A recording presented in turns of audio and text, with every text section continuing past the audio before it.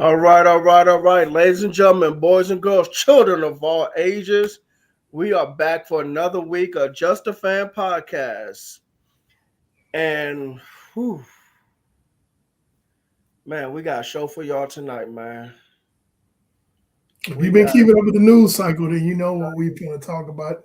I mean, the thumbnail says it all, but I clean my glasses off for this one. let me tell y'all something right now. This is what I need everybody to do, okay? I need everybody to get yourself something to drink and have us and just sit down and chill out. If you're eating something and watching us, enjoy. Okay? But make sure you, go into the comment box and leave your thoughts and hit the subscribe button if you haven't subscribed already. That part as well. Okay. So yeah, make sure you're comfortable as we introduce ourselves. All right. I am the Wildcat quarterback that runs the show, the NFL Encyclopedia, future Hall of Famer, Coach Williams. What's up? That direction, panel 316, the good guy with the black hat. He says haters gonna hate. What's up, E? Well, the haters going to hate because the haters are on the Hall of Fame committee. Mm, mm. Hello. Because for some odd reason, 11 voters, 11 people decided not to vote for one of the greatest, if not the greatest head coach of all time in NFL history. Down below, Trish TV, the quarterback of the show, and the Mike linebacker. What's up, man? I'm just trying to understand. I'm just trying to understand the logic of it all. There is no logic in this at all. Let's see, because I'm just trying to get my glasses clean right now because yeah, I got some stuff to read. But go ahead. Yeah, man. And Tristan was asking a question. I know it's not, but anyway. All right. Let's start off with the first thing. Let's start off with conference championship games. Okay. Mm. One of the games was the New England Patriots defeating the Denver Broncos. How do we feel about that game, gentlemen? Well, it was kind of the Denver was kind of delaying the inevitable. You go out there without your starting quarterback. They carried you all season in Bo Nix. And there's no reflection on Jarrett Stidham. I think Jarrett Stidham played heroically. He sold his life dearly, pretty much. But I mean, people tend to forget because you talk about Houston's defense, you talk about New England's defense, talk about Denver's defense, you talk about Seattle's defense, but you don't really talk a lot about New England's defense and how good that defense is. They were fully manned. That was the expectation. I said last week it was going to be Denver and Seattle in the Super Bowl. Did I not? Yes, you did. Okay, so there you go. And if you're tuning in tonight and you're looking for me to make a pick tonight, it's not happening. I'm not gonna pick until next week's show before the Super Bowl. We're here to talk about something completely different. But going back to the conference championship games, yeah, I think Denver, they're on the rise. I think they're gonna be around and in the conversation for a while. I think there's going to be a changing of the guard in the AFC. You know, you had your usual suspects in the AFC all the time. You had your Buffaloes and your Baltimores and so forth. I think some things are about to change with these coaching changes and people teams just kind of really starting over. Yes. Yes, they are. So, I think that's going to be an issue. But that being said, Denver, nothing to hang your head about. Great season. Shout out to PJ Locke, starting safety for the Denver Broncos, who's from my hometown, Beaumont, Texas. Shout out BMT. 409 in the house. He played great all through the playoffs. It was kind of delaying the inevitable. Without your starting quarterback, you're trying to get to the Super Bowl, and you're playing in a conference championship. That's a lot to ask for a backup quarterback. That's a lot. But I tell you what, though, man, Stidham, man, he did his best, man. It's not like he played great. Yeah, it's not like he threw 4 interceptions. It's like, oh my, I mean, he threw that 1 interception, but okay, the conditions was bad. So, by the time that interception happens. So I'm not going to sit here. Yeah, given the conditions and Yeah. given the scenario that he's put in, Yeah. he played admirably. Yeah, he did. He really did. Yeah. So With the weather conditions and stuff, there are just some things that Bo Nix might have been able to do athletically that would have given them a better chance to win. Yeah. It wasn't to say that and Snub to was be honest with bad. you, hey, listen, don't forget Drake May was struggling at quarterback too. The reason why That's what I'm saying. the reason why New England was able to make something happen was because, like you said, Drake May was able to scramble and get some first downs. Yeah, I It think was had his Bo Nix legs, been in not that his game, it arm. would have been a little. It'd have been a little closer. And Yeah, you got to remember, I think the Broncos missed like what 2, 3 field goals. Yeah. That hurts. And then they didn't go for that one field goal in the beginning of the game, which they. So yeah, they missed out on 12 points, man. That hurts. That hurts. But Denver should be able to bounce back next year with a healthy Bo Nix, good running back, and with R.J. Harvey, Cortland Sutton, Marvin Mims at receiver. That defense, I Yes, think. let's not forget about how great that defense is. I think that defense should be intact because I don't think anybody crucial is a free agent. So Denver should be fine moving forward. As far as New England, their defense is good as well. They should, I think, they should be pretty much intact for next year as well. I don't know when Ramondre Stevenson's contract runs out. That's the only person I can think about. But they have another running back in Henderson. Maybe they bring him back if his contract is up, or maybe they just go draft another running back. But right now, I think for the most part, New England has their core, and I think they have a ton of cap space. Eric, we just looked at it in the green room. Mm-hmm. They should be able to continue to add to that team. PJ Locke, who I just mentioned, is a free agent. He's a starter. He's a free agent. Okay. And Alex Singleton. But yeah, Denver has roughly about $20 million right now. But again, we don't really look at the cap until the new league year when they recalculate the cap for all of the revenue that the NFL has made, which we're pretty much guessing it's probably going to jump up another 20, 25, maybe even 30 million. Yeah. Wherever your team is, just imagine them with maybe 25, 30 more million under the cap. If you're over the cap, then that's going to put you under unless you're 30, 40 million over. Then I don't know what to tell you. Well, that cap is going to go crazy next year because Buffalo going to be in that new stadium. Yeah, it's going to be a lot. There's a lot of revenue that was generated this past season that's going to bump the cap up. So what you're seeing now, if you look up the salary cap, is not what your team is going to have going into this off season. Plus, you still got cut players and restructured contracts. Right. Questions, comments. Make sure that you're in the comment room. Hey, Donald Ray. What's up, Donald? But yeah, make sure you're in the comment section, and by all means interact with us.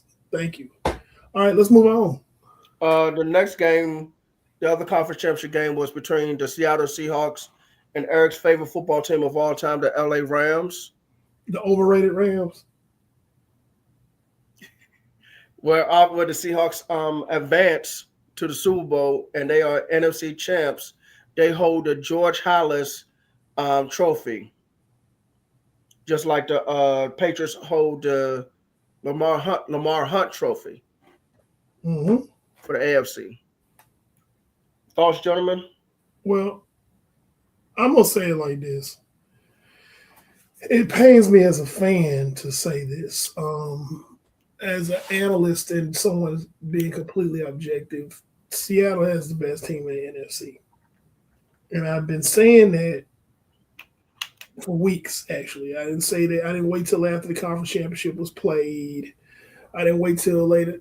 I said that before the season was over. Right now, they have the best team in the NFC, and they proved that. Despite the boneheaded, just being stupid of Tyreek Woolen, the actions of Tyreek Woolen, that 15-yard penalty. But that bears to reference to what I'm about to address is the fact that Matt Stafford loves to throw interceptions. You just have to catch him, and Tyreek Woolen dropped that one. Uh, what made me just like, what are you doing? Is like you dropped the pick, but then you went over to the sideline, to the Rams sideline, and you started talking trash. Like, and you got a taunting penalty.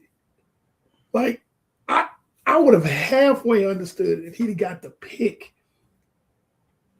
Taunting is not good anyway. You putting your team in a bad position with that. Right, because it's a 15-yard penalty. But God, at least get the pick, you moron! Like, and not only that, they was getting ready to punt because it was 4th down. Yep. So it's like, dude, just it was 12. Well, 4th and 12, if I'm not mistaken. Yeah, 4th for 12. It's 4th and 12. You start the 4th and 12, or 3rd and 12 play. It's 4th and 12, and with that taunting penalty, you gave them a fresh first down, which made the game seem a lot closer than what it actually was. The Rams got outclassed and outquaffed in every possible way. I mean, even Seattle just looked like they had more swag than the Rams at this point. And you could kind of tell the energy was different in Lumen Field. Lumen Field. Just when both teams took the field, it was like, okay, Seattle's about to win this game. Sam Darnold was probably the most impressive. And as I'm about to hand off to Tristan, but Sam Darnold was probably the most impressive simply because he didn't do what people thought he was going to do, and that was give the game away. And granted, when you have a defense that good and you got a running game and you got 3 receivers and you got 3 pretty good receivers, you just protect the ball. If it's not there, get rid of it. Don't do anything stupid. Just protect the ball. CJ Stroud, protect the ball. When you got a defense that good, a running game, and some good receivers, just protect the ball. Protect the ball. And that Sam Darnold, he did that. So hats off to him. He's on his way to the Super Bowl. He's finally realizing his potential after being a first-round draft pick, and hopping from team to team to team. So he's finally there. Yeah, but wasn't he drafted by one of Trisha's favorite coaches of all time, Adam Gase? You just love triggering people, don't you? That's why you said nothing yet. Don't listen to it, Tristan. Give us your take on the game. That's why you said nothing. Give us your take on the game, Tristan. So here's my thing with it. Watching the game, first of all, I'm gonna give credit for Sam Darnold for his mental toughness. Let me say that first. Sam Darnold and his mental toughness to go from where he came from with the Jets, Carolina, went to the 49ers, got himself, basically reinvented himself and such. I give him mad credit for that. But man, when you look at that offense, man, when Walker is running the ball, you got JSN, arguably the best receiver in football. Right now, yep. I mean, you just talking about that team looks just basically almost complete. It's hard to mess up. If you're a competent quarterback play, you can do a lot with that squad. Yes. Taking nothing from Sam Darnold, but competent quarterback plays. You can do something with that squad. I'm gonna answer a loaded question. You ready? Go ahead. Okay. So would you say that Seattle's success would you say that Sam Darnold had a great deal to do with Seattle's success, or was it Sam Darnold going along for the ride and just keeping from making mistakes that would hurt them in games? Put it like that. I think 50-50. I was going Because to say relatively, this team is the same as last year. The biggest change that they made was Sam Darnold from Geno, and it's an indictment on Geno because you see how you see where the Raiders are right now with Geno, and you see what the Seahawks are now without him. And they also let go of Tyler Lockett and DK Metcalf as well, and they replaced that with, well, in the beginning of the season, JSN, who was already on the roster, but then they added Cooper Kupp in free agency. Then they traded for what's that boy from New Orleans? Walker? Raheed Shaheed. Raheed Shaheed. My bad. Raheed Shaheed. So that gave him some weapons on offense. And that defense, listen, Mike McDonald got that defense on lock. Yes. Okay. He has that defense on lock. DeMarcus Lawrence has had one of his best seasons in his career, and it's been a long time for him. Leonard Williams is a force on that defensive line as well. Got secondary, especially that nickel DB, Nick. How you pronounce the last name? Nick Eamon-Wari. Eamon-Wari. Guy that I was really high on during my scouting last offseason. Hey, listen. Why did Seattle draft him?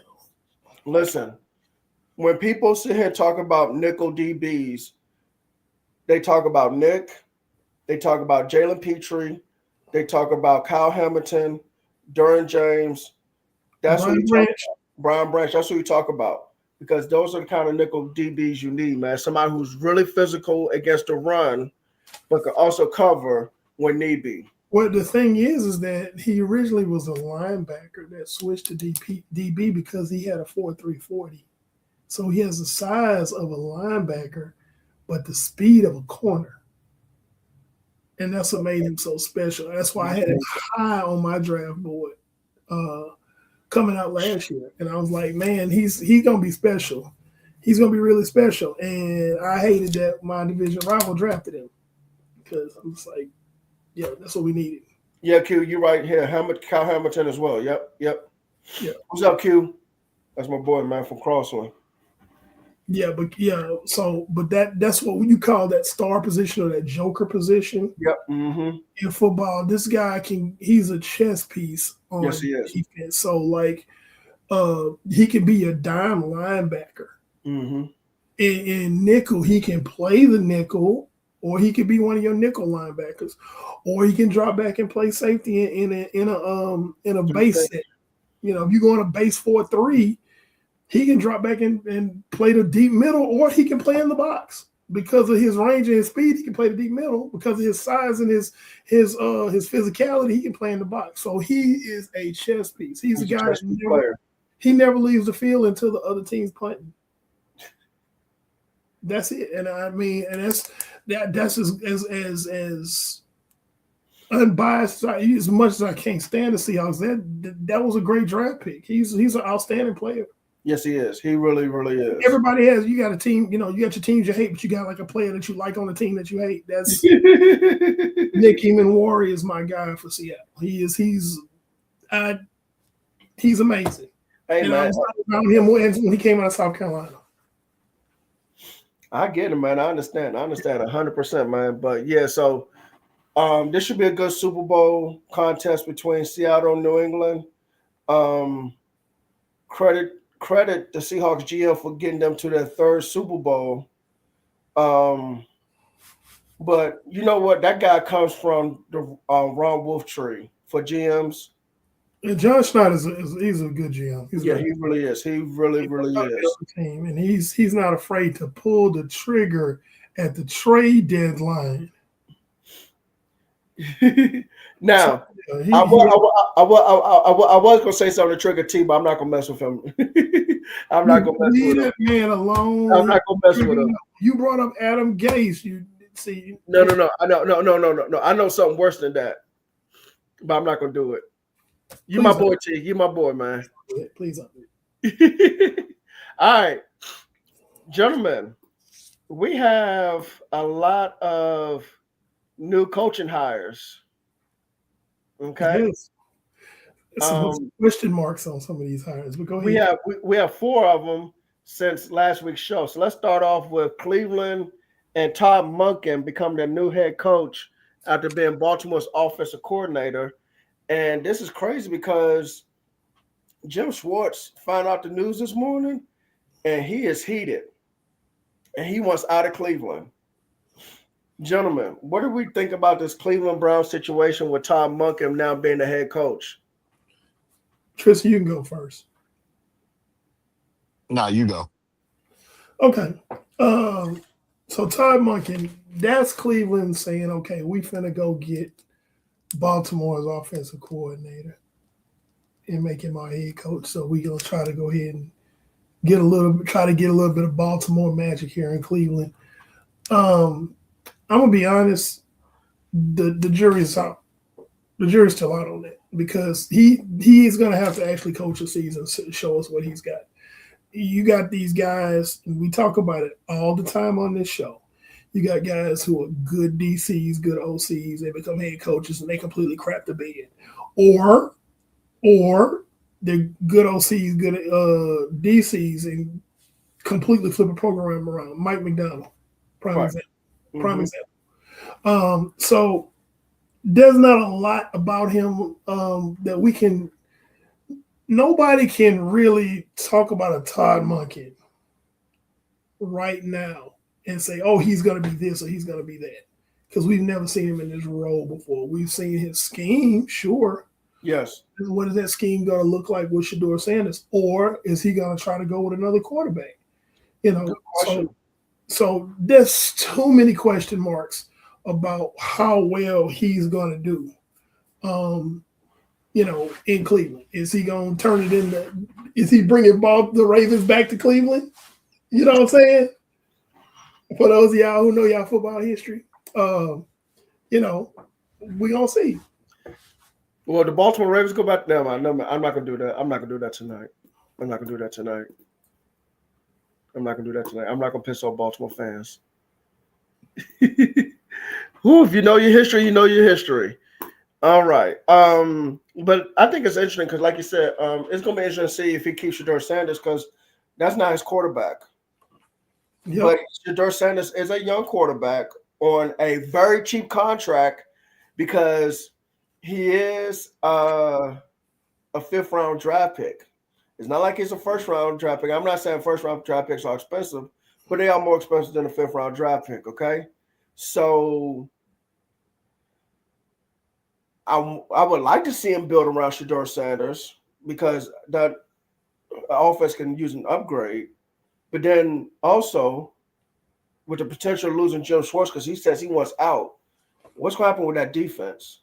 Because if Schwartz wants out, and I know those players love playing for him, are they going to win out as well? Now, one player did win out last year, but he got more money, so he decided to stay. And that was Myles Garrett, who ended up breaking a record. Congratulations to him. But if he's out, what's going to happen to that defense? So now not only would you have to rebuild that offense, but then you have to rebuild that defense. And that's a lot of rebuilding. So he's going to have to lay a foundation, set standards in that organization because that organization needs standards, man. Ever since they've been back since 1999, they've had multiple GMs, multiple head coaches, and I think they've had at least 50 different quarterbacks start one game. I think it's 42. 42, 52, 72, whatever. I don't care what it is. That's still pretty bad. They've had tons and tons of quarterbacks start at least one game since 1999. They have to get some kind of stability. And so really this falls on Todd Monken to get stability. And I'm not saying he's not the guy, but we have got to see it. We really do. It's a culture change that has to happen completely in that building because we constantly talk about Cleveland being a poverty franchise. And you got to get them out of that poverty franchise mentality, basically. And Todd Monken's got a Herculean task. He's got a monumental task to do, especially with Jim Schwartz leaving now. He wants out, which, hey man, I've been here. You're not going to even offer me the head coaching job? Bet I'll go somewhere else. And I bring whatever defense I got, wherever I'm at, back here to kick your tail. So, so you got, like you said, Brandon, you're rebuilding that defense as well as revamping that offense. Tristan, go ahead. Listen, man, y'all can still hear me? Yes. Okay, because I'm doing this through audio and I wanted to pull this up because things like this, I need to have my numbers in front of me so people can really understand this thing. Roger that. Go ahead. Here we go. Clear and hot. Fire away. I'm not even going to go back in the early 90s. I'm going to go right at the Y2K, right at Y2K. Okay. Mm-hmm.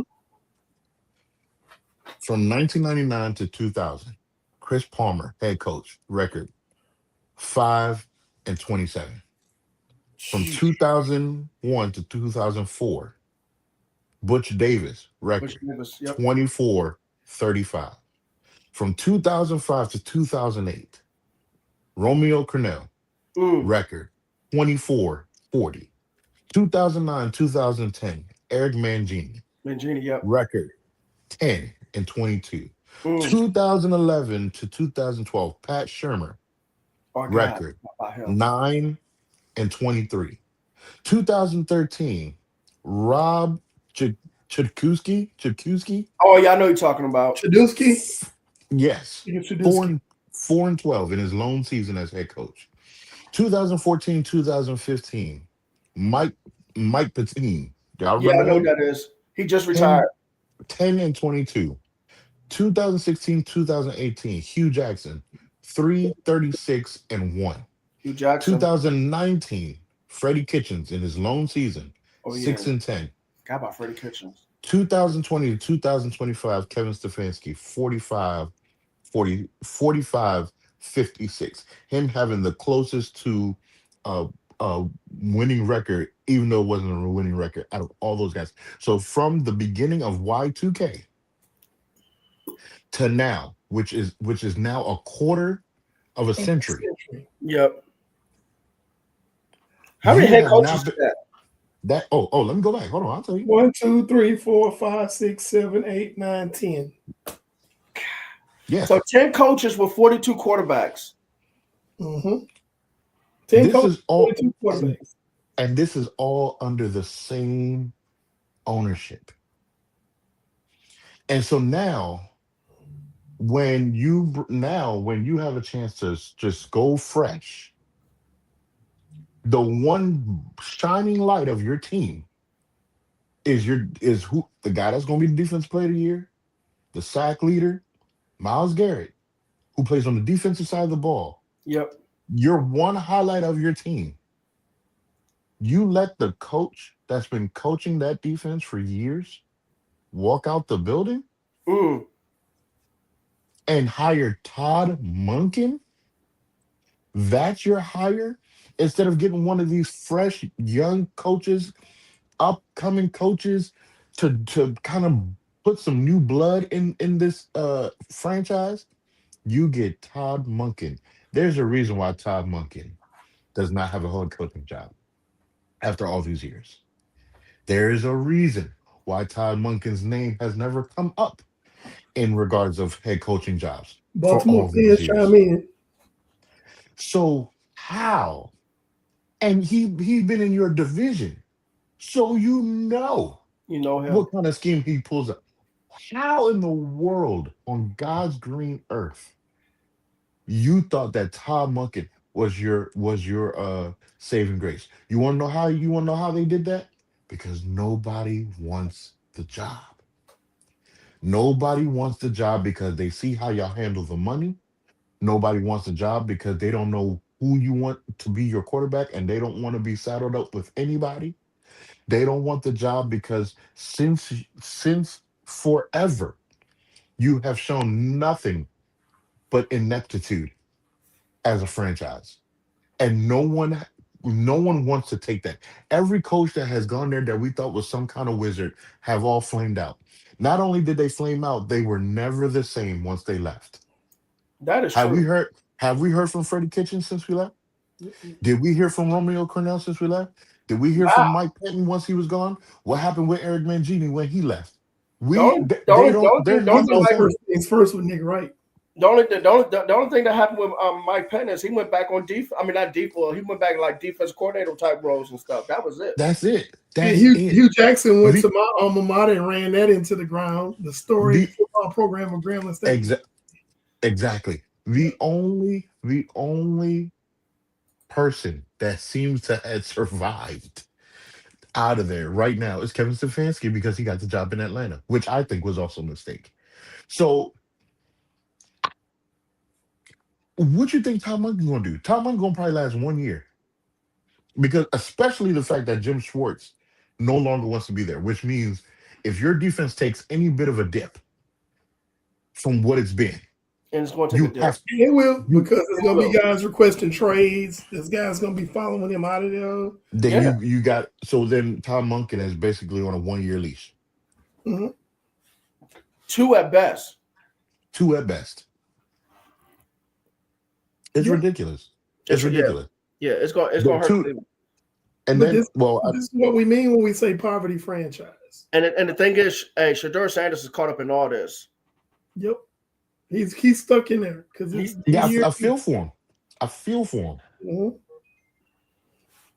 All right, next team. We're gonna cover Baltimore hiring Jesse Minter to be the head coach. Now, I feel like the reason why they brought in Jesse Minter is because his defense is similar to Mike McDonald in Seattle, and they trying to revamp that defense because the defense took a step back last year under Zach Orr, who is interviewing right now for I think position coach and also defense coordinator jobs. But yeah, I think that's the reason why they brought him in. It'd be interesting to see who they bring in as offensive coordinator.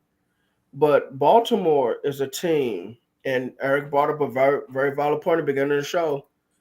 Baltimore may never be the same again because losing John Harbaugh, someone who kept the organization stable. I'm not saying the organization is stable because they got a good GM. They got good GM. They got good ownership. But I don't know, man. Jesse Minter has some big shoes to fill as the head coach in Baltimore. That pressure is going to be, they say pressure busts a pipe. That Yeah. pressure is going to be hellacious. Because first of all, you should have never fired John Harbaugh. And people that are still talking about, yeah, he needed to go, shut up. No, because people say that until they realize what they've lost. They say that because they mad about whatever happened this particular season or the last couple of seasons. But you got rid of a coach that kept you in the championship conversation for a decade or more. Okay? Yeah, I get it. You didn't win it. I get that. But you gonna basically throw a guy to the curb that had you in the conversation right there on the cusp of one for umpteen years for somebody who's completely unproven as a head coach? Make it make sense. Tristan. Listen, I think with the mentor situation, I think what's going on is you got to bring someone fresh in with a fresh mind that's not going to be like Harbaugh Jr. Even though some people are saying he's like Harbaugh Jr. Um, Baltimore fans are going to have to be patient because this is what y'all wanted. Y'all wanted John Harbaugh out of there. Y'all got a new guy in there. If there's some valleys, you're gonna have to ride the valleys out and hope that you get you get some hills because again, you don't just let John Harbaugh out the. John Harbaugh didn't. He might have made a couple bad decisions over the years. There's some decisions, coaching decisions he made. You're like, I wouldn't have done that. But the losses that y'all have had in the playoffs were not because of John Harbaugh's bad coaching. It was just a series of unfortunate circumstances that happened. Like he didn't make Mark Andrews drop that pass. Oh You God. know, he didn't make his kicker miss the field goal kicks. Like he didn't make Zach Flowers fumble the ball when he was trying to do too much. Like there were just different things that happened that just caused it to be what it was. Like so, just be careful what you ask for. The grass ain't always greener. It really isn't. Yes, It really, really isn't, man. And we're really about to find out who Baltimore is moving forward. And they stuck. I'm not saying this. I'm not saying this is bad because Lamar Jackson has two big cap hits coming up these next 2 years, this year and next year. So they're going to give him a contract extension to lower those cap hits. But I don't know how much longer. I'm sorry not to cut you off, but you also got to replenish some talent. Yeah, because so Derrick Henry, listen, as great as he's been, and I know he keeps going and going and going, but at some point that man's going to slow down. something got to give eventually. And they still don't have a number one receiver. Okay, and now, like I said, the defense should kind of bounce back because I expect that out of Jesse Mentor, but the offense has some needs, and they gonna keep Mark Andrews, who keeps getting older at tight end because they just gave him a contract extension, and it seemed like they're gonna give. I mean, it seemed like they're gonna let younger tight end Isaiah Likely walk. That's what it seems like. So That's a mistake. yeah, yeah. You always go younger, but hey, Younger, cheaper, yeah, yeah. hey, Hey, okay. do you Baltimore? Um, Next another coach. another team, last team with new head coach hire that's going to probably end up going through a lot of changes, and it's really a promotion. Joe Brady, who was the offensive coordinator in Buffalo, is now the head coach in Buffalo after losing Sean McDermott. That I don't understand either. Um, Listen, Joe Brady, hold on real quick. Joe Brady, and Josh Allen know each other very well. The offense probably shouldn't take that much of a step back, even though they need a receiver. But defensively, they need a defense. Go. listen. You basically fired. This is another situation where you fired a coach that had you in the conversation every single year. You fire this guy. Mm-hmm. You promote his OC, so there's very little turnover. Okay, and you expect just this miraculous change to occur. You're doing the same thing, expecting different results. You just didn't like Sean McDermott. Let's be real, Buffalo. That's what really happened. And as crazy as McDermott, we're gonna get to other coaches later, but it's crazy that McDermott had been hired by other teams. But again, this is a coach that had them.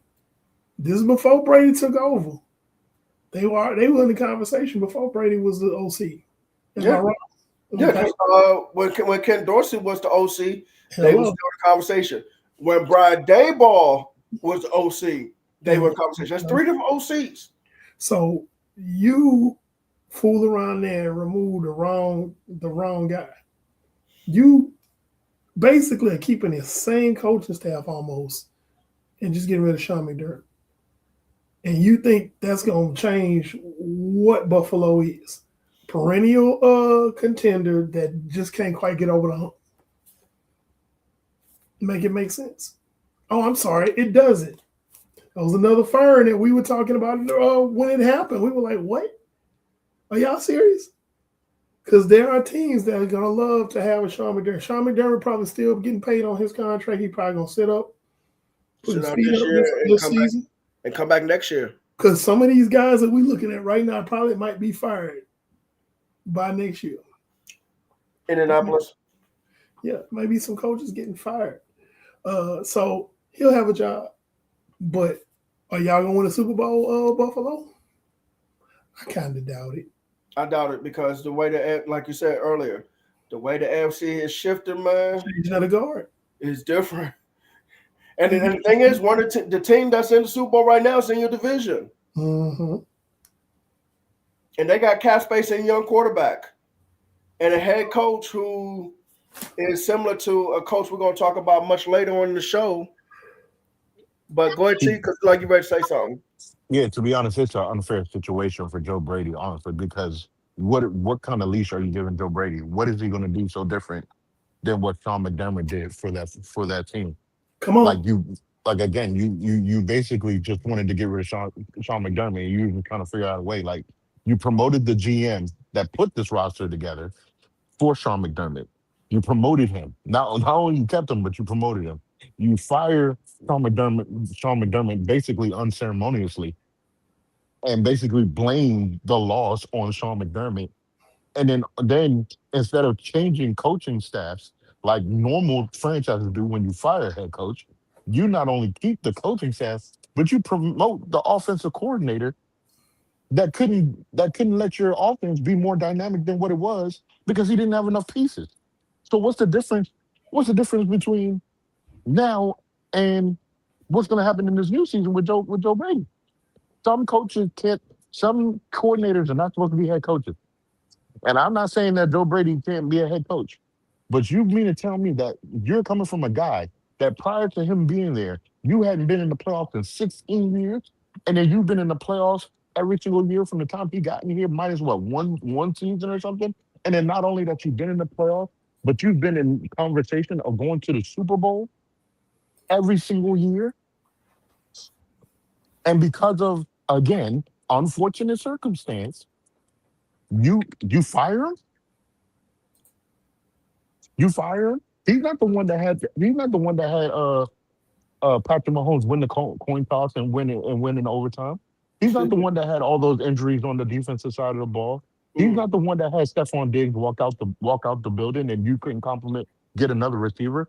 And he's also not the one based on the videotape that was clamoring for Keon Coleman to be the receiver that you drafted. So what are we talking about? What are we talking about here? Absolutely, So, Big Rick, you're right. and again, I'm glad that Stephon Diggs is playing in the Super Bowl, and I wish nothing but despair for the Buffalo Bills. And I feel sorry for Josh Allen because he's got to deal with that. But I wish nothing but despair for them. Man, Nothing. Josh Allen and Lamar Jackson lost great head coaches, man. And the way their career is going to end might not be fantastic. Yeah, they're going to put up numbers. They're going to be Marino'd. Yeah, thank you. They'll be loaned as some of the greatest quarterbacks to never win one. Yes. And we don't even know if they're going to be Marino based on how the Hall of Fame be voting now. Man, listen. We're going to get to that. We're going to get to that. Yes. We're still not there yet, okay? Because we still got a couple more things to cover. But Lamar Jackson and Josh Allen are going to continue to put up Hall of Fame type numbers, okay? But their records are going to probably end up in the tank. They might get to the wild card game occasionally. This is my opinion. They might end up in a wild card game occasionally, but I think for the most part they might be 500. I know you can't do 500 anymore because with 17 games, but I'm gonna still say it. They're gonna be a 500 type team, where it's 9-8 or 8-9, or they might be worse than that, and they might be drafting high almost every year. And like I said, I respect Baltimore's GM, but I'm just not sure about Jesse Minter. I like Minter running the defense. I'm just not sure about him being a head coach. We have to see it. Okay. All right. We have some vacancies to go over, and then we're going to get to the big topic. Both Las Vegas Raiders and Arizona Cardinals have. Whoa. We would be remiss if we didn't talk about the biggest debacle in coach hirings this week. Oh, no, we're going to get to that. Oh, okay. Oh, no. Oh, no. All right. I was just making sure. I'm trying to keep the program. Okay. All right. You think I forgot? No, we're going to get that's next after this. Okay. All right. But we have some head coaching vacancies. Las Vegas Raiders and Arizona Cardinals.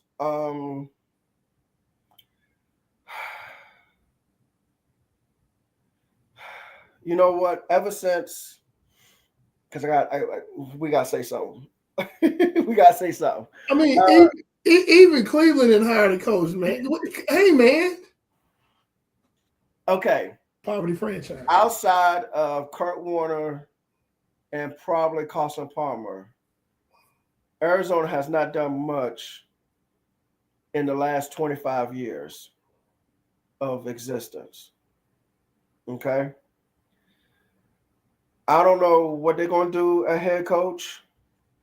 And whenever the new head coach comes in, they need to figure out the quarterback situation, which one of them needs to go play baseball. I've said it before and I'm going to say it again. Kyler Murray needs to go play baseball. They have Jacoby Brissett under contract. Yes, he's 33 years old, but you keep him. Keep him and draft some quarterback in the middle rounds and develop him to the best of your ability. And then next year, draft another quarterback in the first round when all these quarterbacks are supposed to come out. But, weird stuff happens. And then for the Raiders, I feel like the Raiders are worse than Arizona. Because if I had to pick one, I think I would rather pick Arizona. The But, Raiders are a hot but mess. the It's a Raiders are reason still why. paying 5 coaches Well, salaries. 5. They it's pay. I want. I want. No. Hold on. Wait. I want people to sit down. That's why I asked y'all to sit down. Get your drink ready. Whatever you're eating, make sure you're comfortable. The Raiders are still paying 5 coaches, and so when they hire this new head coach, they're gonna be paying coach number 6.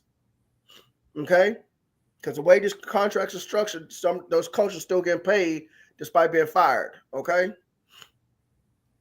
I don't know what's going to happen with the Raiders. Someone's going to go in there and sit down with everybody in that front office and say, look, we got to change some things around.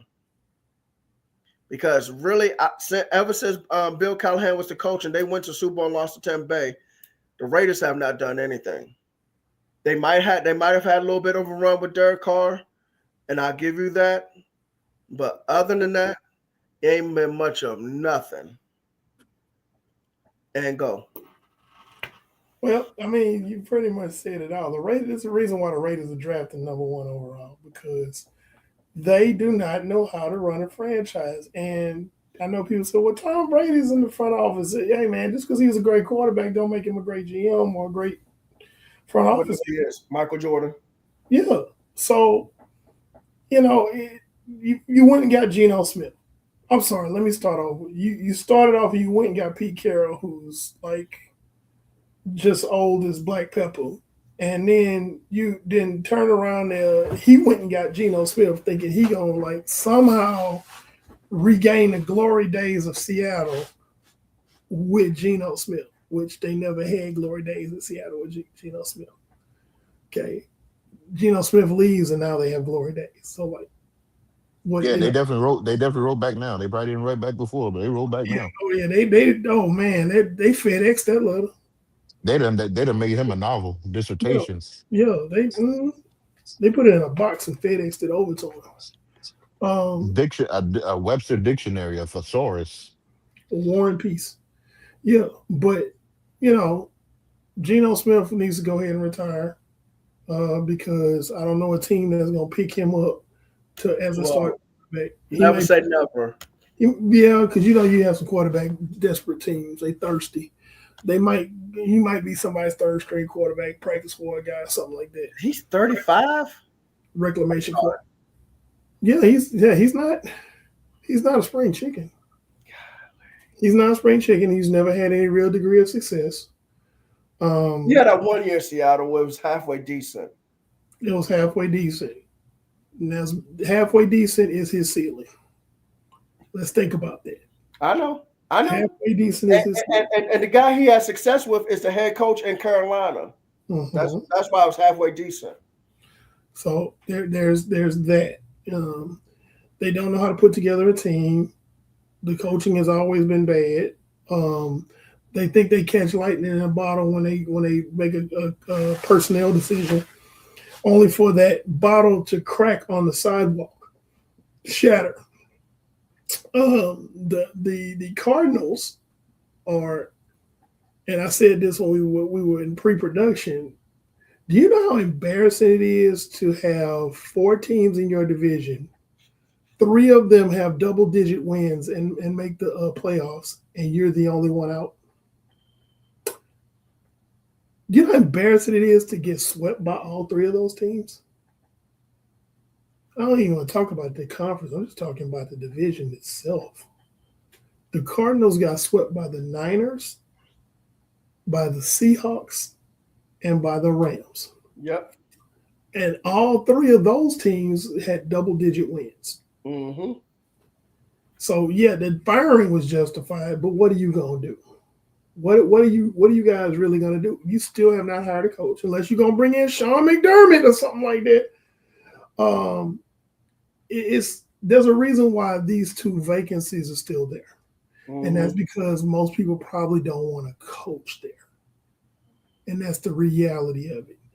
And until the 2 guys that was a year ago when we covered the NFC West talking about how great the Cardinals were, and we called you homers and you're delusional. Look at where you are now. We're not always right on Just a Fan podcast, but we're more right. We're right more often than we're wrong. That's right. You better tell them. And now nobody wants to coach for you. You were at the Nobody wants to bottom of your coach. division. Pete Carroll goes, it's pretty good. Arizona has a large retirement community. Put it back up so I can read it. Arizona has a large retirement community, so maybe Pete Carroll goes to the Cardinals for a few years in preparation for a solid retirement plan. Hey man, that 401k baby. Man, listen. Hey, listen. But he's still getting paid by the Raiders, though. Hey, listen. Put that money into a Roth IRA, man. Put that money into a Roth IRA. So yeah, so those are two. This is the epitome. This is a microcosm of what a poverty franchise means. Listen, old boy may have a point though. Larry Fitzgerald, Kurt Warner, Carson Palmer, Calais Campbell, Emmitt Carlos Smith. Dansby, they all go to retire at Arizona. That's true. You know what? You got a point. He's got a point. Thank you, Big Brick, for the comment. But yeah, hey man. But there's a reason why that we refer to them as poverty franchises. Because at this point, everybody's kind of solidified who their coach is going to be. Now they're just doing coordinators and position coaches and whatnot. But these are two teams that are still looking for their head coach. So let's move on. Let's talk about the debacle of the coach hiring season. Man. All right. I wish some Eagles fans were on here. I really do. I really, really do wish some Eagles fans were on here, man, Why are you an Eagles fan? Because they need to learn a lesson, even though they don't, because they never admit that they're wrong. I don't follow. Oh, you don't? Okay. Right now, the Eagles are looking for a new offensive coordinator, okay? Oh, I thought we was going somewhere else. You talking about the OC for the Eagles. Yeah, nobody want to work over there. We can move on from them. Nobody want to work over there. Yeah, I already told you what it was. Yeah. I know, but yeah. Yeah, you told us, but you need to tell them. Okay? AJ Brown might get traded. That's kind of hard Don't to nobody do. want to. Kind of hard to do. Yeah, with that salary cap, but they going at least hear it out. And I think Jalen Hurts is very limited, and people don't want to coach under that. And the thing is, people keep saying, well, Jalen Hurts had a different office coordinator. Let me tell y'all something. That excuse is old and it's tired. Okay? At some point, you got to learn from one of these OCs. I don't care if you have 15 different OCs since high school. You got to learn something. There's only but so many ways you can read a defense. So obviously, either all those OCs you've had since college are terrible, or you just don't know how to read, period. There's only but so many ways you can read a defense. It's not like it's 365 ways to read a defense. It's only but so many ways. And they teach you how they want it done. I get them. I said it. I understand you had a lot of different offensive coordinators, but at some point you got to learn something. Alex Smith had a lot of different offensive coordinators in San Francisco, and he learned something and continued to get better and slowly progress as a quarterback. And that was somebody who was a spread quarterback in college because Urban Meyer was his coach at Utah. And so he had to come to the NFL and learn how to be an NFL quarterback. And he did. So if Alex Smith can be a spread quarterback under Urban Meyer and become an NFL quarterback, so can Jalen Hurts. At some point, you got to get better. And all that firing the OC and being mad at him, and if I didn't say it on the podcast, I'm gonna say it now. The OC was not stupid because he was the passing game coordinator 2 years prior to him becoming the offense coordinator this year. So that means he's been watching film on Jalen Hurts and he knows Jalen Hurts' limitations. Everybody went, oh, it's the OC. So Jalen Hurts is the problem. You can't have that kind of offense. You cannot have those kind of tools and be so pedestrian and so predictable and so basic of offense. You can't. You can't. And you after a while you have to look at the players, i.e. the key player, which is that quarterback. You put any other quarterback with them kind of weapons, you got two legitimate number one receivers. You got a top 10 tight end. Your offensive line, now they underperformed this year, but they pretty solid. And a top 5 running back. And running You should back not depth look because like that. AJ Dillon's back is behind him. Exactly. I completely forgot AJ Dillon was behind him. They like, and again, it goes back to what you said about Seattle a little bit too. A competent quarterback can have that team either in the conference championship or in the Super Bowl. Just don't turn the ball over. That's Don't it. turn the ball over. Make the right throw. Jalen Hurts' case, get some more passing yards, dude. Be a little more aggressive. Because learn how to read a defense. Because you only had one 300-yard season this year, and that was your first one since the 300-yard game. Yeah. Like, come on. Yeah. And I'm not saying passing yards are end all be all, but you can just tell 179 yards passing, 185 yards passing, 150 yards passing. I'm like, wait a minute. Almost any quarterback, even Geno Smith can do that. Okay? As bad as Geno Smith is at quarterback, Geno Smith can get 100 yards passing in the game. No, yes, he can, Eric. Okay. Yes, all right. Yes, he can. I'm sorry. Okay. And listen, I understand, Eric. Okay. I understand. But even Geno Smith can get 175 yards passing in a game. Okay. At some point, you have got to get better at quarterback. And he hasn't. And honestly, I think the kid behind him, Tanner McPhee, whatever his last name is, I think he'll be better. That's a hot take. I think he'll be better. And I honestly, and I have never said that to anybody. I'm saying it tonight. I've been thinking that's his preseason because I was watching him. I was like, I'm not saying he's going to be the end-all be-all quarterback, but he'll do better. I think he would do better. Okay. Now, let's get ready to address the elephant in the room and the big, and this comment came out about a half hour ago.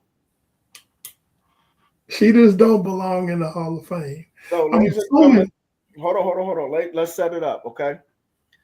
That comment is regarding Bill Belichick, who did not make it to the Hall of Fame. The announcement came out last night that he would not make it to the Hall of Fame. This was his first time on the ballot. We were not aware that he was on the ballot, but we found out last night that he was on the ballot for the first time and he did not get in.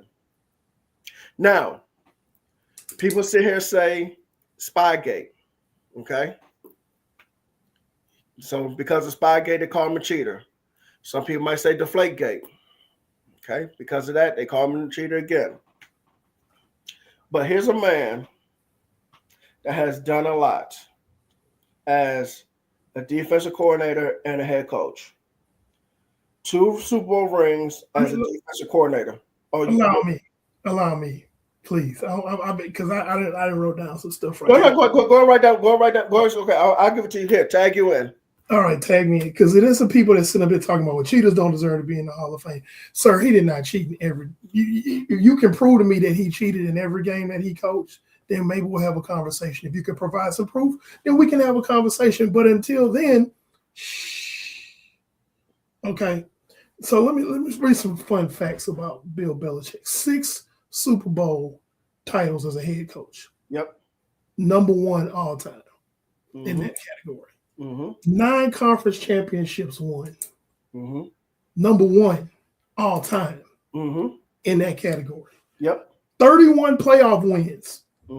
Number 1 in that category. All time. 302 regular season wins. Not number 1, not number 2, but number 3 all time. 333 wins. Now, total wins as a head coach. Number 2 all time. The man got damn near 350 wins. Now, if you want to talk about Spygate and Deflategate and just want to throw that in there as like some kind of big discovery or whatever, that's fine. But it's a very weak argument. It's an extremely weak argument, because if you go to work a job for X number of years and you get employee of the week, employee of the month, employee of the year, so on and so forth. And then one day you get written up because, I don't know, you cussed out one of your coworkers. Does that disqualify you from being employee of the decade? I'm going to answer that question for you. No, it doesn't. Okay. So yeah, what it is that the right, and I'm going to get to that in a minute, but the fact that the Hall of Fame committee is basically trash because they're petty. Bill Polian's on there. Bill Polian is mad because he can never beat Bill Belichick on the field. Except that 1 year. Except for 1 year. And he's salty about that. That's what it's really about. Then there's a bunch of sports writers who Bill Belichick is also known as being extremely prickly with when he was a coach. So was Bill Parcells. That's what that is. Oh, you know what? I'm sorry. Bill Belichick has 6 Super Bowl rings as a head coach, but he has 8 total because he was a defensive coordinator for 2 Giants Super Bowl teams. Mm-hmm. So riddle me this, Batman. How does he not belong in the Hall of Fame? Because now you being petty at this point. If you saying that those 2 marks, because basically what you're saying is that he cheated every game that he won from the beginning of his coaching career. That's what you're saying. That's the only way that comment would make sense. Cheaters don't deserve to be in the Hall of Fame. That's what I don't. That's why my title says haters gonna hate. Right there. Because that's what casuals do. Because you didn't crunch the numbers. You just all you know about is Spygate and Deflategate. That's it. And I'm not just talking to the commenter that made that comment, but I'm talking to everybody that's talking about he don't deserve to be in the Hall of Fame. And let me be clear. I want to give a disclaimer here. I am not a Bill Belichick fan. I am not. None of us are. None of us are. I'm not a New England fan. Never have been. None of us are again. But right is right. And the Hall of Fame committee, this goes beyond Bill Belichick. This was the straw that broke the camel's back as far as the Hall of Fame voting committee goes. Because it loses credibility when you do stuff like that. But they've lost credibility a long time ago. How can you explain someone like Roger Craig still not in the Hall of Fame? Now, granted, they haven't announced the class yet. He may be in this next one, but this one that's coming up. But how do you explain him not being in there after so long? Roger Craig walked so Marshall Faulk and LaDainian Tomlinson could run it. Okay, he was the first running back to get 1,000 yards rushing and receiving in the history of this league. Okay, there's so many things wrong with the Hall of Fame. It deals with pettiness. It deals with personal gripes. It deals with all that other stuff like that. And the biggest thing that I got a problem with, now my 2 colleagues on this show may not agree, and they may say, you damn right, Eric, but this is my problem with it. The Hall of Fame voting committee should not be a bunch of damn journalists. Agreed. Period. Okay? The Hall of Fame voting committee, in my opinion, should be guys that are already in the Hall of Fame, guys that played with, for, or against the person that's being considered. Because they played or coach with or coach against. Or coached against. Look, Just a Fan podcast, we just getting rolling. We barely up to 400 followers right now. But let's just say somehow, some way, with your help and your subscriptions and helping us out, that we blow up, we get big. Let's say FS1 offers us a show. Let's say ESPN offers us a show where we on your TV. We shouldn't get a vote. The 3 of us still shouldn't get a vote. The 4 of us, I'm sorry, Steve.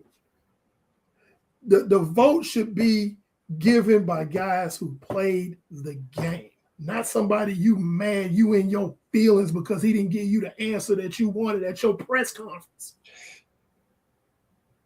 And that's the bottom line. That's what it comes down to. That's what it really boils down to. You don't have to like Bill Belichick, but you do need to acknowledge his accomplishments. And to not acknowledge those accomplishments is asinine. Not to And mention, most of the people, I'm almost through. Most of the people that's doing that is because you being petty too. You don't like New England because they probably whooped your ass somewhere down the line, and Belichick was coaching. That's really what it's about. I'm through. Go ahead. let's also remember too, for Belichick, this man has gone up against some of the best offenses in history and has basically shut him down in the Super Bowl. We ain't hear nothing about the greatest show on turf ever again after they lost the Super Bowl. I was going before that. I was talking about the Super Bowl when he was defense coordinator for the Giants in 1990, and they beat the Buffalo Bills in that K-gun offense and held that offense to 19 points. But Come you're on. right. That greatest show on turf held them to what, 17 points if I'm not mistaken. We can look it up. And in 2002, after that Super Bowl, everybody followed the recipe. Get physical with the receivers, hit the quarterback, and we will win this game. Nobody knew what to do with the Rams offense. They didn't. Bill Belichick. They did not know how to stop that.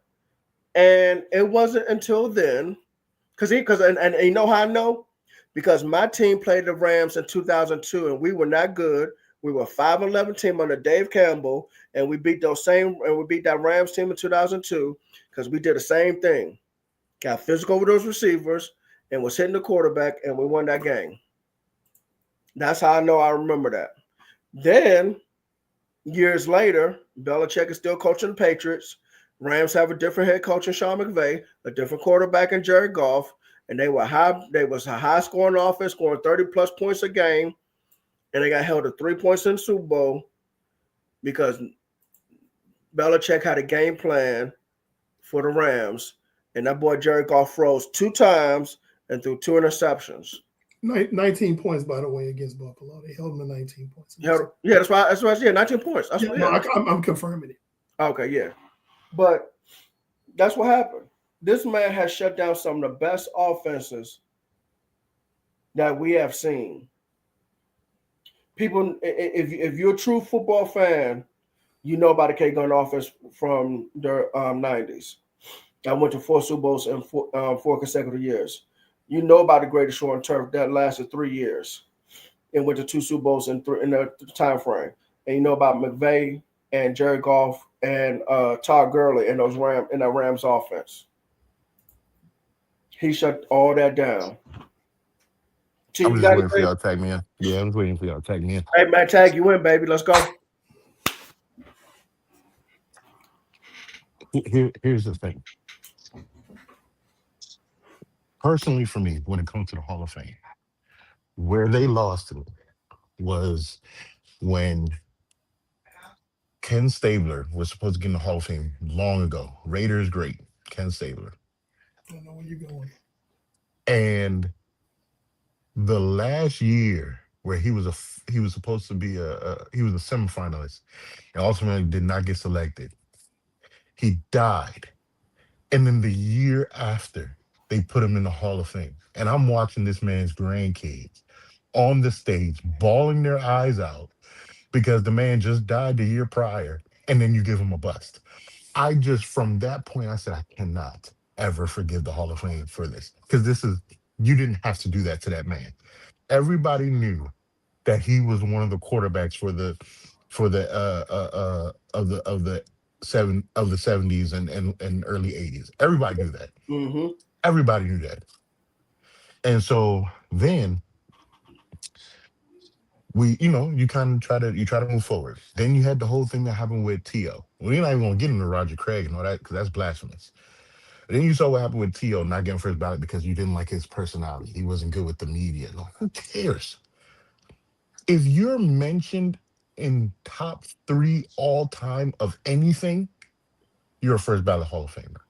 Period. I don't care that you didn't like the media. I don't care about none of that.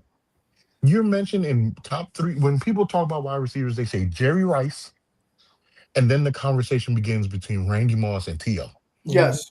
Thank you. So I don't care about none of that. That he ain't like the media. He wasn't good with the media. I don't care about that. He was a coach killing my foot. Because before Harbaugh came to the 49ers, what made them relevant was Jeff Garcia throwing a TO. And then the one season that Donovan McNabb looked like an MVP was who? TO. Yeah. Gio. So 14. I don't want to hear that. And until Des Bryant came along, who had the wide receiver single season record for the Cowboys? TO. So I don't want to hear none of that.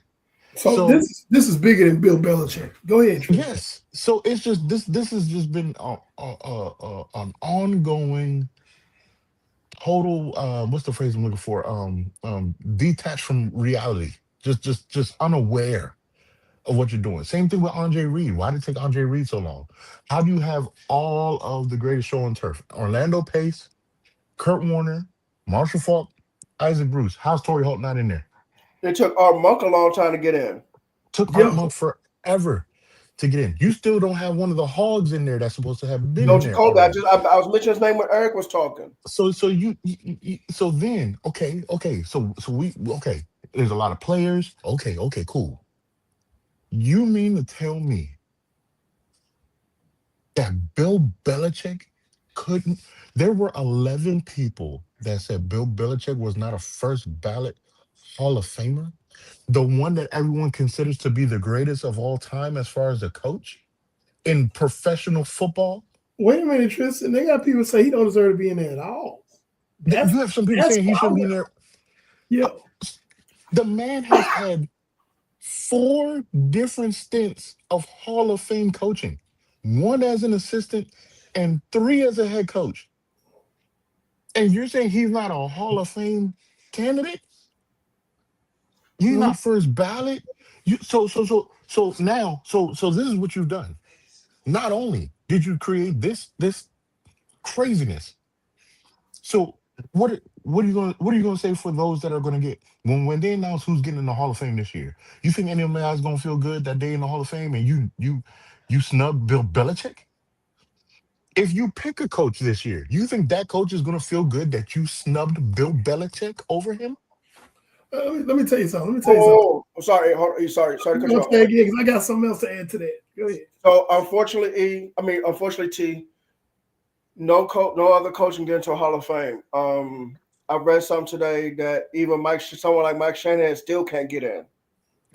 But you can't. You You can't can't if you don't put Bill Bill Belichick Belichick in. in the Hall of Fame. No, No no other coach is coach getting is in this year. credible. No other coach can be credible if he's not in. So check this And out. forever you've stained this. And then if your reason, I got you, Eric. I know you're coming to. Okay. Then if your reason for this, if your reason is because of the Spygate and Deflategate and all that foolishness, you're gonna tell me that Tom Brady is not gonna get in first ballot? That's what I was You're going gonna next. you're gonna say Tom Brady has to sit a year out of the Hall of Fame? There was a debate that when Tom Brady retires, should he get in the following year and forego the 5 year Come wait? on. What are we talking about? Come on. What are we talking about? I was just So going there so next. so So you have now you set this precedent that first of all, this class next week, I feel so bad because it's stained because of what you've done with Bill Belichick. I think the Hall of So Fame staying forever. no one's even gonna care. You got Jimmy Johnson, who's one of the most successful coaches, already saying he said he's not going. He's not participating. And so there's you gonna be got others another that are gonna fringe follow Hall of Fame suit. coach. Thank you. When you got another fringe Hall of Fame coach that's pissed off. When you He got said he's not going. J.J. Watt, a Hall of Fame player, you know he's a Hall of Famer. That's saying he's mad Your about. current golden boy, Come on Patrick now. Mahomes, said that this was ridiculous. Come on now. Everybody's upset. This was a Everybody is universal. upset. The Well, only people with people the that's right minds, people with the right minds are upset. Let me put it the that only way. Yes, people that's not upset and think this is cool is people that are the casuals that don't that's really right. know football. That's all it But is. universally, oh, everybody's up in arms because they're like, how? For what? Didn't he already get punished? Didn't you already fine the whole organization? So Come wait a on. minute. The same. So Robert Kraft gonna be able to get in. Robert Kraft can get in, but Bill Belichick can't get in. Hey, Ain't he But the going, owner? but going back to Tom Brady, if you think Tom Brady is a first ballot Hall of Famer, which pretty much everybody does, has got some damn sense, but don't think Bill Belichick is, I don't know what to tell you, man. Take a bath with a toaster. I don't know. Just Something's what wrong. you like? This is the Wrong. thing. What Something are we wrong. talking about? I was listening to Marcus Spears earlier. He said it. He said there should be a list of names every year that are the no-brainers that you don't even cast a vote. You just say, hey, these guys getting in. It's Matter not of even a fact, vote. matter of fact, It's matter of fact, automatic. what they should also do is for certain players or coaches or whatever that you know is first ballot Hall of Fame, they should like you said, they should cut the 5 year window and just go in. Now, maybe they go in separately than the rest of the class, and But that that's way, you keep getting players in, people in because when Barry Sanders retired, he was one of those ones that should have skipped the 5 year window. that's how great Tom Brady was I that there know. was an actual conversation about him going in the following year. There was a conversation about Bill Belichick going in the following year when he was let go by the Patriots. It was just like because you just knew. It was like when Peyton Manning's time was coming. I knew that was Peyton Manning going in the Hall of Fame. Everybody knew. It was a no brainer. You knew Peyton Manning was going in. I'm pretty sure Drew Brees is getting the nod. Oh yeah, It's a certain guys you just Drew know. It's like Brees, Drew Brees should have had a 5 year waiver. it's certain players you just know it's a no brainer. It's like, oh, their 5 years is up. Okay, cool. See you in Canton in 5 years. Like you know.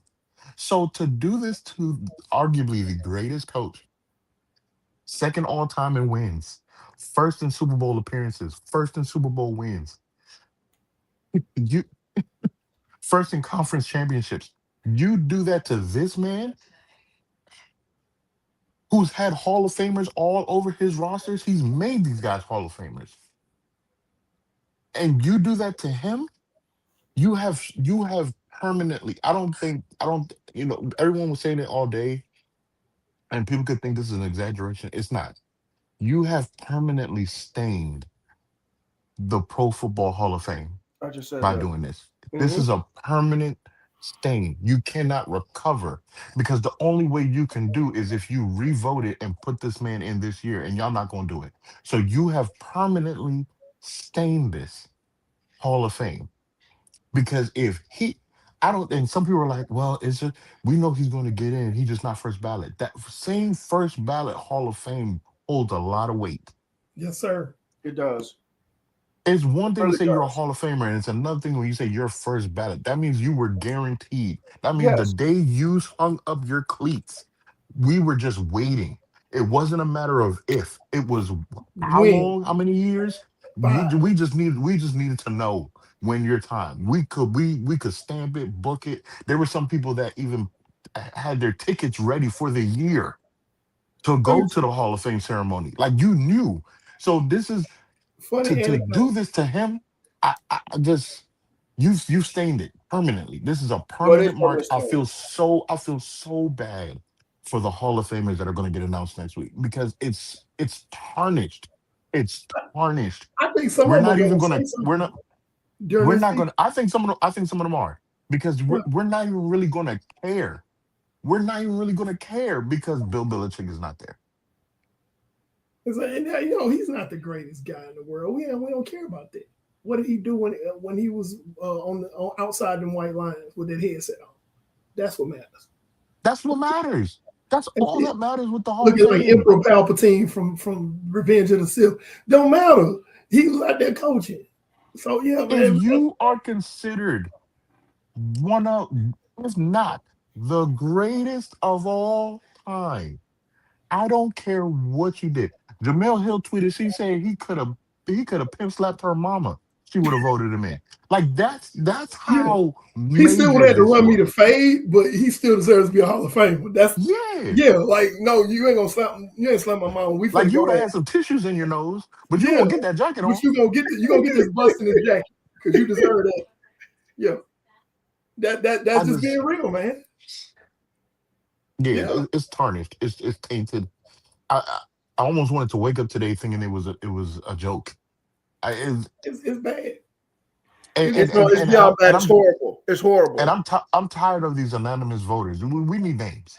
I need Yeah. to know who had the gumption, who had the nerve to sit Well, there I think and not check the box. Bill Polian influenced some people Oh, because absolutely. But he said he voted. no. He said that now, but if you caught what he said last night, he's talking about. Well, I don't remember what I did. You know what the hell I, you did. listen, No. I'm serious. T. Go back on Twitter and go back to last night to what Bill Polian said. They asked I him. remember he said he don't recall. He said he didn't recall because it was 2 weeks ago. That's when you get in a congressional hearing and they question you and you're like, I don't recall. That's just like I said, I plead the fifth. I I we need understand. I names. understand. I If understand. I there understand this 2 weeks ago, if but there was ever listen, you gonna remember something like that. You gonna remember if you did okay, not no, that's what vote I'm Bill talking Belichick about. in. So, and he's talking about. Well, I heard some people talking about Spygate. Well, you heard somebody. Did you influence them not to? If you heard somebody talking about Spygate, and you're not the one, then you should have said, "Okay, I heard Here's my somebody talking about Spygate, but here's I my thing about tried to Spygate. influence them to vote for him anyway." You didn't say that. You just said, "I heard people talk about it." Here's my thing about Spygate, right? Was Spygate before the undefeated season? Let me ask you a question. No, no, A no, no, lot no. Brandon, I want you use your brain because you're smart. Was You Spygate before the encyclopedia. undefeated season or after? I can't remember either. hold on, shoot. I know the answer, but I want you to see where Oh, you Spygate know the happened. answer. Let's save some time. Go ahead. Go ahead, Tristan. Spygate was before the undefeated season. So after you punished him, after you did all No, that stuff, Spygate scandals during the 2007 season. during the 2007 season. Yeah, So that's once you did your punishment, once you did your punishment, right? You did the fines, you fined the owner, you fined Bill Belichick, you forfeited a first round pick. So he got his punishment for Spygate, right? right. How many more conference championships did he win after that? Let's see, 2011 season, and he won like four more conference championships, How many including Super two. Bowls did he win after that? I think two more at least. So if he already been punished, he already forfeited the first round pick, he already got the fine. My man had four more conference championships and two more. That alone, let's just encapsulate that. Two more Super Bowls, four more conference championships. Is that a Hall of Fame coach resume? Yes, Just that alone. yes, Just went by So itself. what are we yes. talking about? So what are we talking about? So what are we talking about? We're not having a conversation. Not the three of us anyway. And my So thing is this though, that 2007 Patriots team, Spygate or no Spygate was difficult to stop was difficult to stop anyway. What was you gonna do? because Brady the You had Moss, you had hello, 23 touchdowns. hello, and Wes Walker from the slot, hello. What was 100 you gonna do? catches, What 100 was you plus gonna do? catches. Who's stopping that? Nobody. And that defense was humming. You had Junior Seau on there, Rodney Harrison. You had that defense was humming. What was you gonna do? So Spygate, no Spygate, that team was difficult to stop. And honestly, the reason why they lost the Super Bowl was because that defensive line for the Giants Yeah, was all over Tom Brady. that's Pause. it. That was it. Because honestly, and you wasn't in the green room when I told Eric this. Sam Darnold this year at quarterback has thrown the most interceptions for a Super Bowl participating quarterback since 2007 Eli Manning. So Eli Manning cut out the turnovers as he got into the playoffs And because even that, I'm confused to a lesser degree. Why is Eli Manning not in the Hall of Fame? because You okay? You already knocked the first ballot off. Okay, cool. And I could accept that.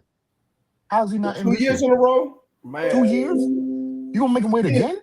The credibility of the National Football League's Hall of Two Fame is Super down. It's two down. Super Bowls, Yeah.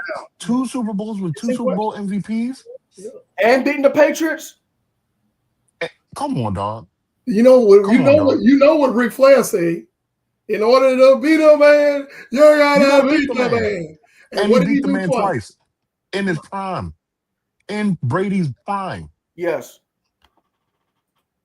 So Against so a Belichick defense. against Belichick defense, prime. Yeah. So it's not just about Bill Belichick, ladies and gentlemen, that's watching. It's about just the Hall of Fame in general and how they have dropped the ball. We could go on and on and on tonight about so many things that are wrong with the Hall of Fame voting, how things, the class, the size of the classes. Ain't Uh, Tom Brady eligibility next year? I believe so. Already? Has it been 5 years? I don't remember. I think it has been. Has it been 5 years already? It might have been. Give me a second. If not, then he got like a 1 more year to go. Let's see. Tom Brady. Let's see. 23, 24, 25, 26, 27. So probably 27. So Yeah, this next year.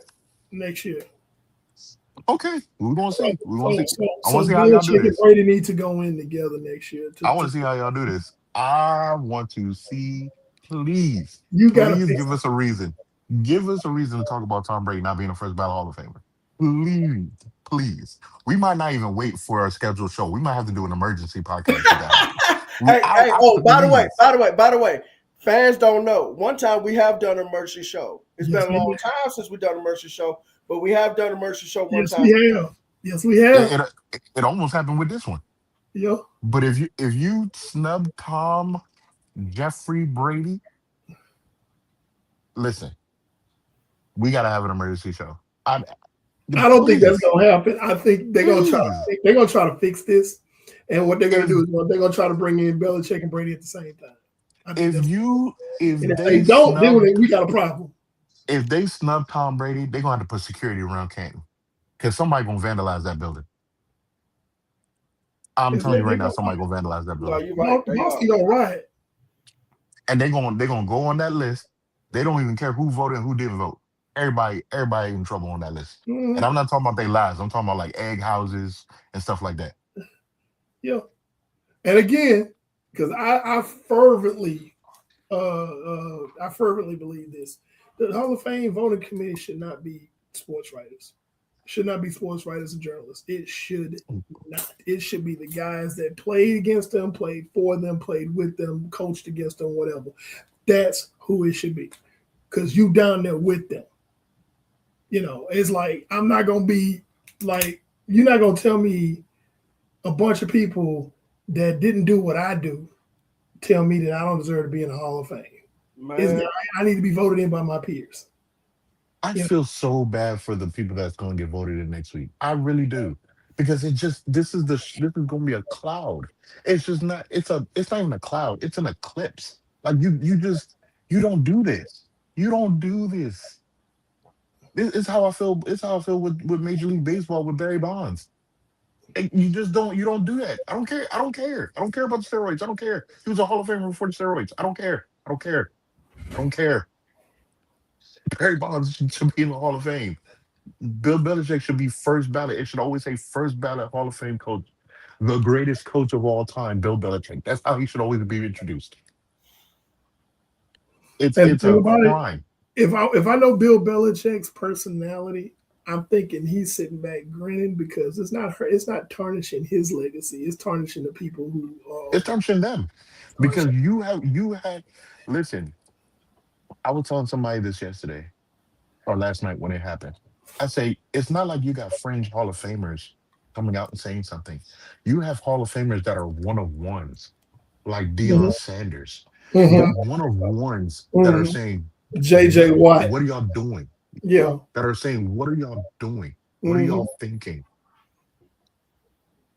Like, so your own fraternity is telling you that you've made a grave mistake.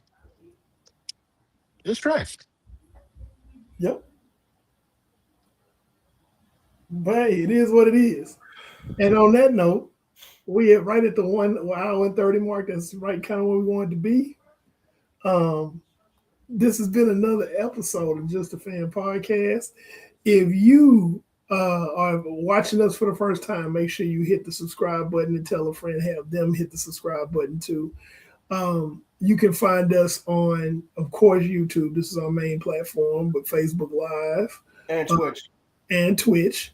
And we're also on Twitter, formerly known as Twitter X. We're also on TikTok and Instagram. So check us out. Brandon, take us out. You better at this than I am. Well, so he did cover all that, but yes, thank you all for joining us. We will be back next week to discuss the Super Bowl in depth. And I guess, we're going to have to talk about those other two coaching hires. Hopefully those guys are hired by the time. There's a hiring. Yeah, and so for the Super Bowl week, you will have picks from all four of us. All four of us. That's another thing too. Those picks. Yes. Okay. Last thing, the show before the Super Bowl will be our last Wednesday show. It's the show after. No, it's the show after. Apologies. The show the Wednesday after the Super Bowl will be our last one on Wednesday.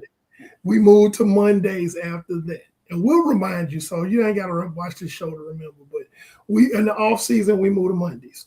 Okay. So because during the season we're not competing with Monday Night Football. Nope. Oh no, we ain't gonna win that. We ain't gonna win that rating. hey. The late Dikembe Mutombo used to do this. No. Yeah. So tune in for our Super Bowl preview show next week. That show will be almost completely about the upcoming Super Bowl, the game itself. And if any other things pop up, we'll discuss those too. But it'll be mainly our Super Bowl preview show, and you'll have the picks from all four of the fellas. That's right. So here we go. Down below, Trish TV, the quarterback and the Mike linebacker that runs the show. Panel 316, the good guy with the black hat, reminding you that haters are going to hate. Coach Williams, the NFL Encyclopedia, the Wildcat quarterback that runs the show, future Hall of Famer. Peace out, y'all. We need some new people to vote.